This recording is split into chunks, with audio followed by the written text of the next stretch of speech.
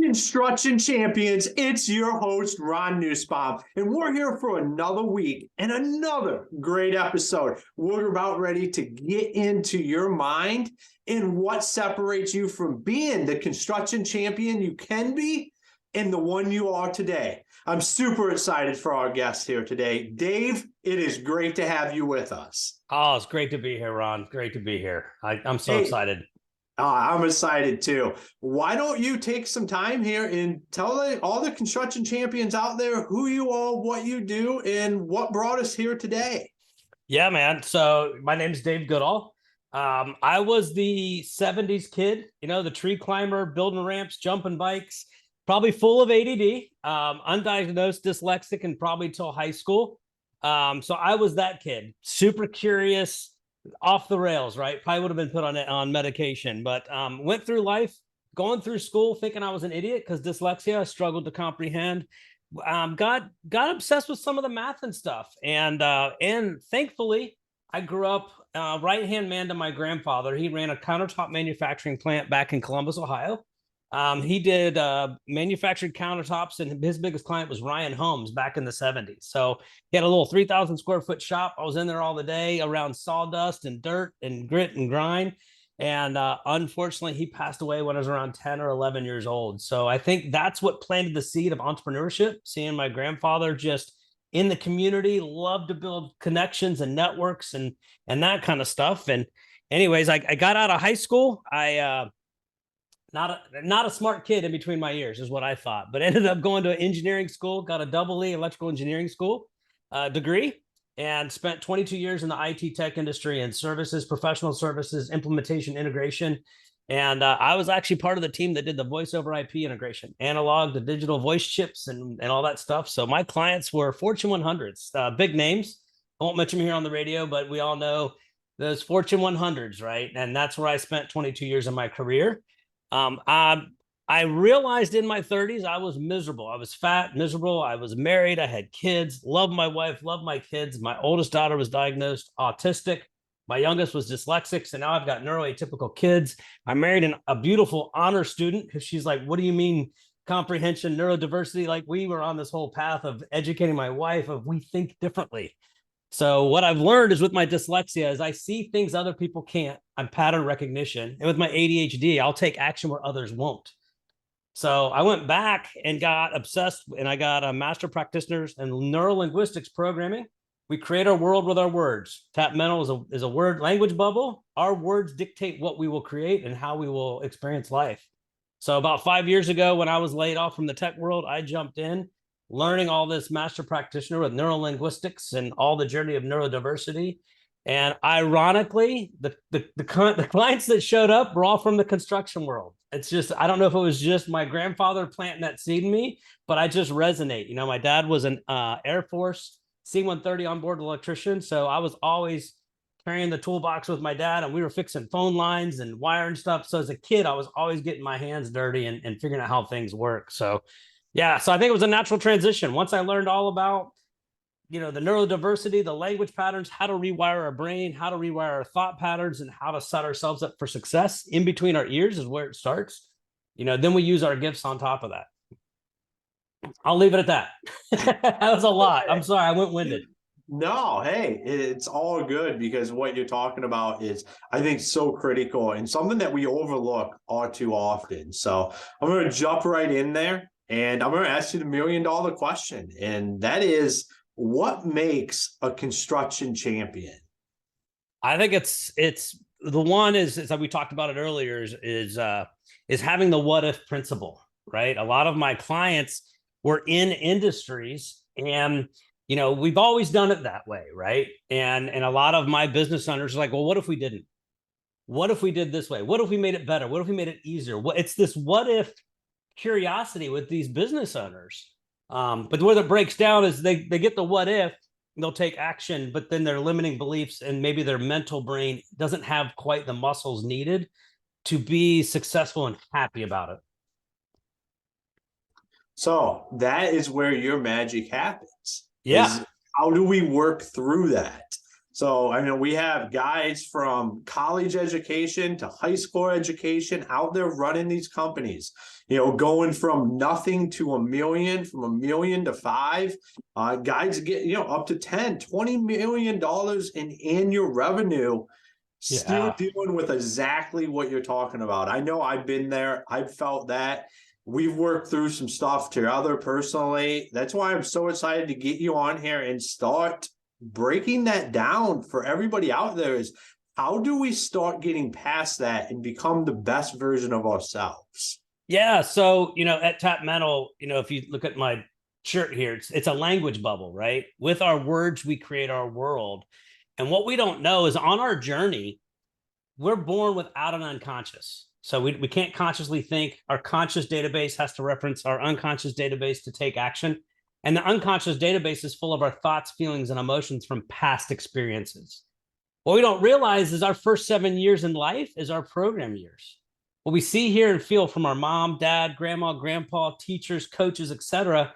You do this, you do X, you get result Y, right? And that goes into the unconscious. We have 60 to 70,000 thoughts a day, and 95% of them are derived from that unconscious programming.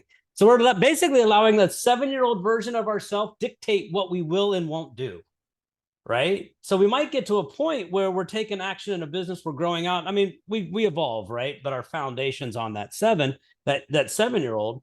But as we age, we get lazier and lazier. We've always done it that way. You've probably heard that tons, right? We've always done it that way. And that's why I love the what if principle. It's like, well, what if we didn't? But that's the internal programming, those unconscious thoughts, feelings, and emotions will dictate whether you will or won't take action. So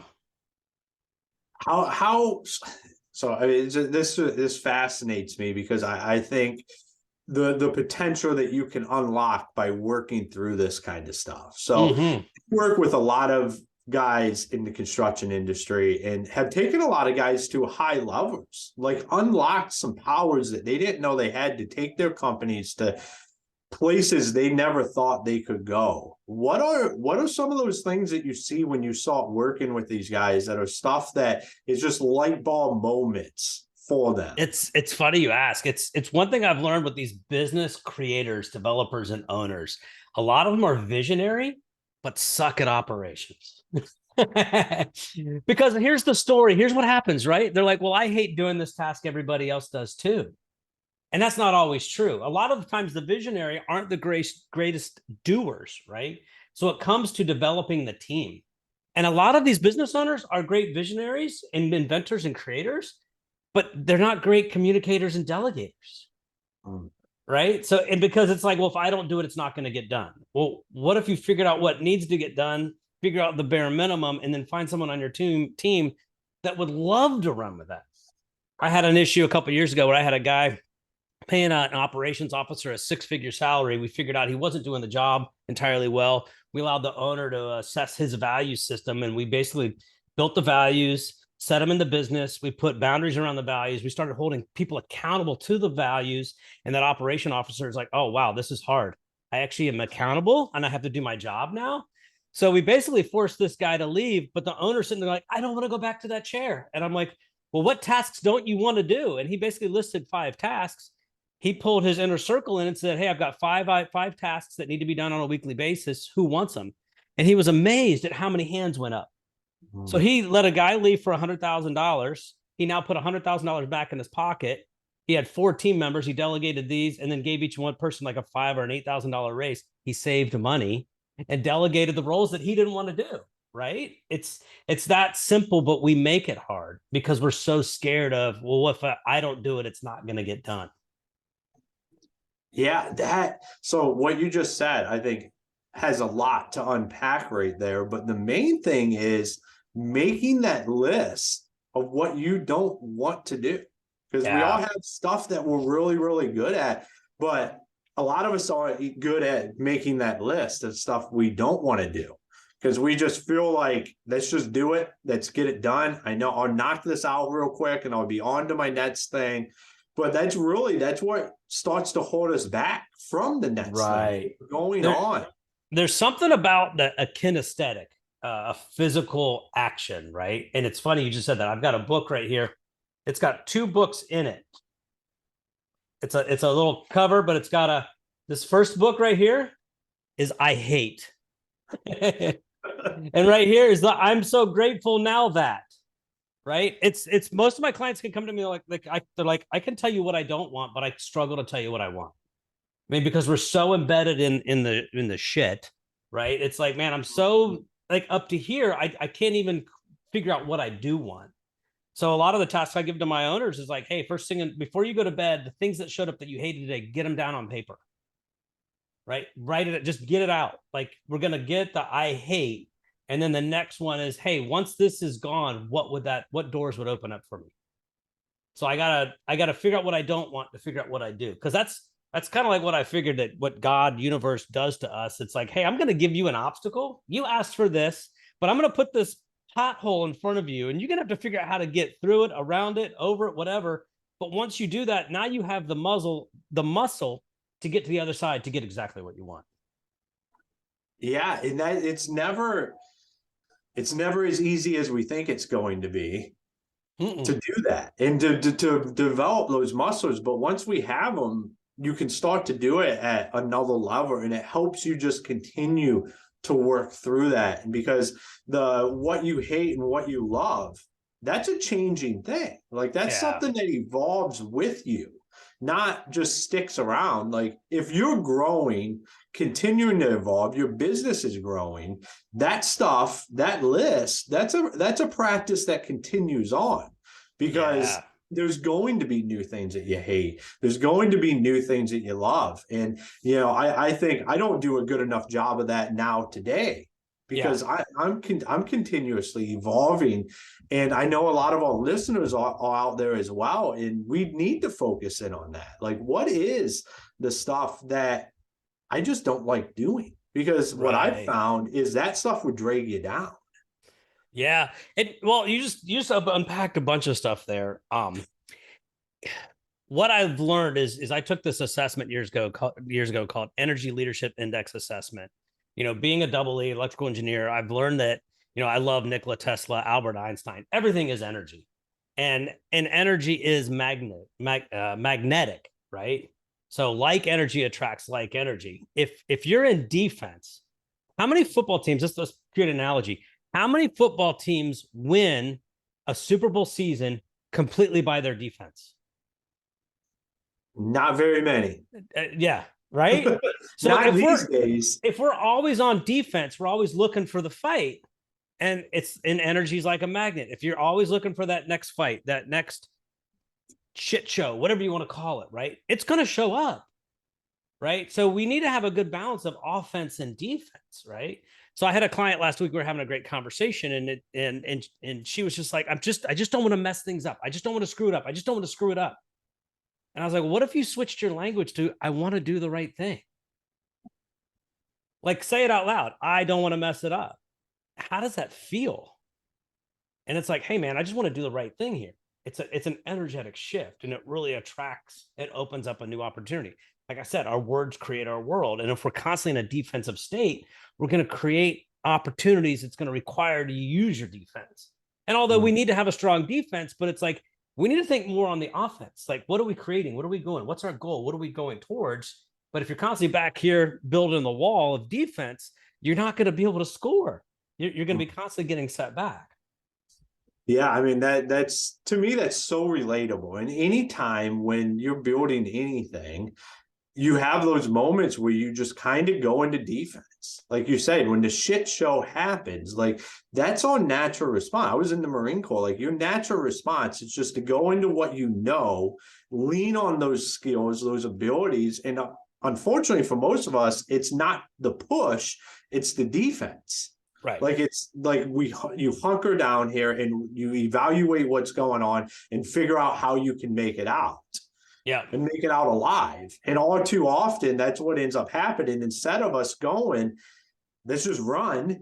That's just the next offensive play. Get it out there, and let's just hammer into it. Like, the shit's only going to be so much. Eventually, we're coming out of it. Let's push out of it fast. Right. And I think we let ourselves. You can say yes or no to this, but I think those shit storms, we keep ourselves in them longer than we have to be. 100%. Yeah, and it's funny. It's like us, the guys in construction. They're good guys. They want to do the right thing, right? And I had an issue last week where we had a contract. He's an internal framer, drywall guy, and they were doing something where they needed to have the Tyvek wrapping or something like that. And the vendor he was doing work for, they assumed that the contract he will do the Tyvek wrapping, but he didn't have it itemized. And before we did all the MER work and all that other stuff, he was always in that defense of someone's going to screw me, someone's going to screw me, someone's going to screw me. And the client called and said, "Hey man, this stuff's not wrapped. Who's going to do that?" He's like, "Well, it's not in the contract." He's like, "Well, it's assumed. All our vendors always wrap it." And old him, he said would have come out and says, "I'm not doing that. That's going to cost me money." But the new him came up. He's like, "You know what? Hey, here's the deal. This is our new project together. You're going to be feeding me tons of business down the road." He goes, "I'll do this." He's like, I'll go pick up the materials. I'll send you the bill for the materials. My guys will absorb the cost of installing. Can we split it down the middle?" And the guy's like, "Hey, that's fair." He goes, "And then going forward, I know that in the contract, I'll make sure that's itemized in there so it's priced efficiently going forward." Done. It's like old him would have been, "This is a fight." New him's like, "Hey, there's a win for both of us here, and let's figure that out," right? But I think we get so stuck in that shitstorm that we can't really see that there's a solution right in front of us. Yeah, I talk a lot about communication, and I think that's one of the things we do is we're very combative when it comes to communication. Like all customers have these emotions. Like this is what they feel. We have emotions as well, but always for some reason we just get really combative about it. I mean, I've been to escalated homeowners' houses, and it's not personal, but for some reason we will take it personal. And then it becomes 100%. Way escalated. But with what, like you said, is we need to have a more of a collaborative mindset on how can we reach an end outcome that benefits both parties. Right. Because this is what's happening. This is reality. And instead of being caught up in that, how do we get to that end outcome that helps everybody? Well, we were talking about this earlier, right? That fight or flight emotional state, it blocks 90% of our critical thinking. And then it's that whole magnet of like energy. So if I'm already, someone's going to screw me, now I'm in this fight or flight state, my critical thinking's gone. And now I'm energetically attracting people to come screw me. Right. And it's just like when you were talking about the special forces in the military, and a lot of my career in the 22 years, I worked with a lot of ex-military guys, some of the smartest stress guy, and could navigate stress. I mean, we were dealing with New York Stock Exchange and stuff were down, and my military guys were like, "Yeah, it's down, whatever," and you got management freaking out. And he's like, "No, we'll fix the problem." But they were trained in the military for bullets and bombs to be going over their heads. So when that were down, it's like, no one's shooting bullets at me. We're good. We'll fix the problem, right? So it's how they navigate the stressful situations. But like we were saying earlier, if you haven't developed the muscle to navigate through your fight or flight energy and to normalize it, your critical thinking, you can't solve problems. So until you realize how you're programmed and developing those muscles to navigate through the stress, you're going to be an asshole leader. I mean, it just is, right? You're going to be barking orders, and it's just, it's not a win-win for everybody or your team, right? Yeah, absolutely. So how do we start to get out of that fight or flight mode? I mean, that's how do we work through some of that stuff? It's gonna sound woo-hooey, and I hate it too, but keeping a little journal. You can have your iPhone. When we get into those moments where we're angry or mad, like I have a lot of clients in the beginning, it's like, pull out your iPhone. I was angry at 2:00 and here was the problem. And it's just starting to track your emotional roller coaster of when you're in that, I gotta go destroy somebody. And just step one is conscious awareness. I gotta be conscious aware of my programming. I can't rewire my neural pathways. And this is neuroplasticity, it's neuroscience, it's all there. It's available for everybody. And I know us blue collar workers, we're grunts and grinding. It's like, that's all this woo-hooey stuff. But once you recognize, hey, right there, I was an asshole. I was at an event a few years ago, and there was a guy that was talking up, and he was talking about every time him and his wife got in a conversation, he would combat back. It was almost like a fight. Until one day he recognized, he's like, I don't have a dog in this fight. Why am I fighting my wife on stupid shit? Like for what reason? But it was the unconscious program. Someone's going to screw me. So if someone asks me to do something, I'm automatically going to come out of the gate swinging. But having that conscious awareness of, hey, why am I always fighting? Where did that come from? Did I watch my dad do it? My mom do it? And once you recognize these patterns, because we're just all a series of patterns, it's like, hey, what if I didn't fight here? What would be available? So to answer your question is like, step one is you got to be consciously aware. Only 5% of our daily actions are consciously chosen. The rest is from our unconscious. And if you're not aware of how your operating system is, then you're going to continue to do the same thing tomorrow and the day after and the day after. And it's just until you break that pattern, you're going to keep repeating it. I love when you talk about writing the stuff down like that. I mean, that's something I could definitely do better. But it also when you're in that moment, it gives you an opportunity to actually reflect on what's going on and what I mean, it's a learning. Not only are you writing it down, you're also capturing it and you can learn from it in the moment, and you start to have some of that realization on what's going on. Because like you said, we can just, if you feel like this is how it's going to be, it's how it's going to be. Like Right. that's a proven thing. Like that. Well, my wife and I were just having a conversation before the podcast, and she's trying to get back into running. I used to do Ironmans. I used to race mountain bikes, and I've got teenage kids now, so time's limited. And my wife's trying to do couch to 5K. She was a big runner back in the day, and I'm in my 50s. She's on the edge of, but she started journaling. My one daughter runs track, my other one's on softball. We travel all over, and she's like, man, I missed 3 runs last week. So by Monday, she'd be like, man, I suck. I'm getting fat, blah, blah, blah. I can't. But now she writes her journal of stuff that's going on. She journals every day. She's like, oh, Kennedy, my oldest daughter, she had this, she was sick and this didn't work. And so now Monday morning, she gets up and does her run and then reflects on last week. And she's like, oh my God, we had this last minute exam. She was sick this day. So she builds the evidence of why she had 7 runs and only got in 4, rather than tell herself she's a piece of shit. She can be like, oh, I was an awesome mom last week. Look at this stuff I did. I did this, this, and this.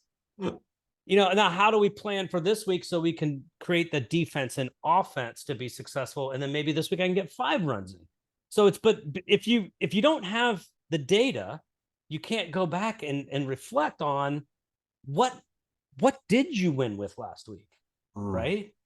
I mean, construction, I mean, material shortages and people quit, and like all of a sudden Friday comes in and you're like, what the hell? What a shit show this week. And you're like, oh, wow, I had this dude walk off a site. Materials weren't delivered, whatever it is, right? Lights, site lights didn't show up. We're supposed to start at 4 a.m. We couldn't start until sunrise. But those things happen. But if you don't reflect on the actuals, then that negative self-talk in between our ears, we start to build these stories of how we don't deserve it. We're not good enough. We're not smart enough. We suck. Our business is going to go out of business, right? It's God, the stories we create, they're horrible. Well, we live in the losses. Like right. That's just natural. Like you're always, because we're fixers. Like the construction industry in general is people, you want to fix stuff. You're there to fit, whether it's a renovation or a plumbing issue or an electrical issue, you're showing up to fix it. So that's naturally what's in our heart. Like we're going to focus on what is wrong and try to fix it. And we're always looking at the losses or the bad instead of looking at what is actually good of coming out of what we're doing. Right. Well, I mean, construction's an expense, right? We need a roof over our head, and if you're in residential, right, you are now helping a homeowner with one of their largest investments. If you own a home or a couple of homes, that's, a standard American will buy one home, maybe, what is it, like 60% will actually own a home. That's the largest investment they'll make. And you're there to help influence a success on that investment. You're cleaning it up, you're fixing, you're adding on, you're making it for them. Business owners, if you're doing B2B stuff, that's a roof over the head for their business. It's a brick and mortar. They don't want to be spending a ton of money on the building, but yet, they want it nice for their employees, et cetera, et cetera. And then you got the investors. So yeah, it's construction is an expense. So there's almost always that defensive beginning. How are they going to screw me? How much is it going to cost me? Blah, blah, blah, blah, blah. Right. So that's the person that's buying your services. That's kind of where they are energetically. So how do you as the business owner help them shift their mind in regards to what you're helping them achieve? Right. Absolutely, man. That's those emotions we talk about. And if you can't meet that energy with the same energy, because then that's what's going to happen. Everybody's going to get screwed. I mean, if the customer feels that way and you come in feeling that way about the customer, then it's just a matter of time before it's a bad situation for everybody. And that's not what champions do. That's not what we're here to create. We're here to create just what you just said, is how can we go in there, understand those emotions, and then help that customer navigate them so the project is very successful for everybody involved. Yeah, it's cool. You just triggered in my mind. I've got a client I'm working with. Same thing. We're dealing with some end users and they're just coming out of the gate swinging. And he immediately went on the defense, but we've been working on some strategies and now he's reading people's emotions. Energy and motion is our emotions. We have them and so does our clients. So this particular client of mine is learning how to read other emotions and is allowing him to the art of war, right? If he's coming out of the gate this way, then okay, what are the three possibilities of why they're acting that way, right? A lot of times, number one, it has to do with money. Money and power. So if someone's being an a-hole, we got to figure out what's the root of theirs. And then how do we navigate conversations? How do we navigate situations? Sometimes it requires getting our attorneys involved. Sometimes it requires sending a letter, that kind of stuff. But sometimes it's just in that situation. What is the emotion they're giving me? Why would they be acting or reacting that way? And then how do I want to come out ahead? And, I don't have to go on the defense, right? So good stuff. Awesome, man. I love it. It's been great having you here today. Yeah, man. Absolutely amazing episode. Why don't you tell everybody out there how they can find you? Where's the best places to connect, follow you? Go ahead and do that. Yeah, so I've got a website. It's called TapMental, TapMental.io. So we tap into people's mental programming. We help you reprogram your unconscious mind so that you can be set up for success. You can follow me on Twitter at TapMental. I'm also on Instagram. I think it's David Goodall, David_Goodall. I've got a YouTube channel out there, Tap Mental. I'm doing the TikToks and the Reels, and we've got great little, 1-minute snippet videos every day for mindset strategies. And we're trying to build the Twitter up. So we'll see what happens there. Awesome, man. Well, you're rocking it. Thank you for coming on today. Yeah, man. I appreciate thanks for having me, man. I always love chatting with you, especially about Ohio State football, man. Let OH, right? Absolutely. So, construction champions. What an episode packed full of what are you doing in your mind? How are you going into these situations with emotions?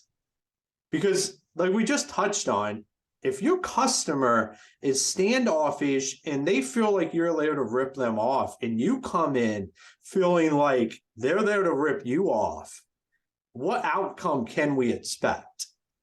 This is the stuff that we have to work through to become the construction champions that we're meant to be. And the only way to do that is to get in our own minds and start to straighten some of that stuff out. I know it might not seem all glamorous, or like it might be something that, oh, I don't need that. But trust me, we all do. If you're going to take your business from 0 to 500,000 or 500,000 to $1 million, or say 5 to 10 million or 10 to 20 million, there's a lot of learning that we have to do in between there and a lot of evolving. And that evolving all starts in our headspace. And how do we get there? A lot of great tidbits here today with the journaling, not just daily, but also taking the time when you're in a situation that's spiraling out of control to write down what you're feeling, what that situation is, so you can reflect on that. And then taking the time to journal down what happened during the day, not just what the losses are, but what are the wins. So then we can look at it from a big picture, because I know, just like myself, everybody out there is just as guilty as looking at those losses and being overcritical on what we're doing wrong instead of being overly thankful for the things that we are doing good. So, construction champions, until next time, go be the champion you were meant to be.